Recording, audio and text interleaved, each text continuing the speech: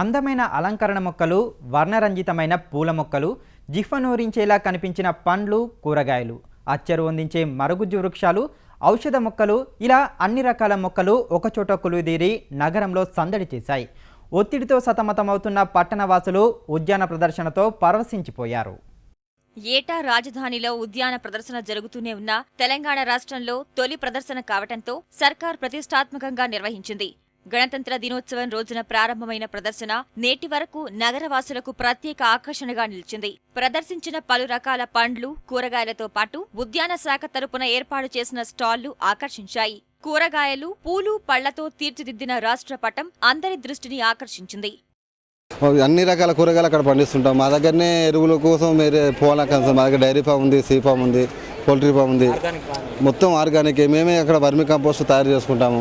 దానికి ఏదైనా చీడపీడలు తగిలితే మేమే వేప కషాయము లేకుంటే నీమాయిలు లేకుంటే పంచగవ్యం తయారు చేసుకుంటాం. దాన్ని స్ప్రే చేస్తుంటాము. మనం ఇక్కడ అమ్మడమే కాకుండా మా దగ్గర కూడా అవుట్లెట్ ఉంది. అక్కడ డైలీ వేరే వేరే ఊర్ల నుంచి కూడా వచ్చి తీసుకెళ్తుంటారు. నెక్లెస్ రోడ్ పీపుల్స్ ప్లాజాలో 5 రోజుల పాటు జరిగిన ఈ ప్రదర్శనలో మరుగుజ్జు వృక్షాలు ప్రత్యేకతను చాటుకున్నాయి. వటవృక్షాల్లా పెరగాల్సిన చెట్లు చిట్టిపొట్టిగా కనువిందు చేశాయి. వందల సంవత్సరాల చరిత్రతో ఊడలు దిగే మర్రి చెట్టు సైతం మరుగుజ్జుగా మారిపోవటం వింతను గొలిపింది. తెలంగాణ 9 జిల్లాల నలుమూలల నుంచే కాకుండా ఆంధ్రప్రదేశ్, కర్ణాటక రాష్ట్రాల నుంచి కూడా పెద్ద ఎత్తున రైతులు, యువ రైతులు, ఔత్సాహికులు, పారిశ్రామికవేత్తలు తరలివచ్చారు.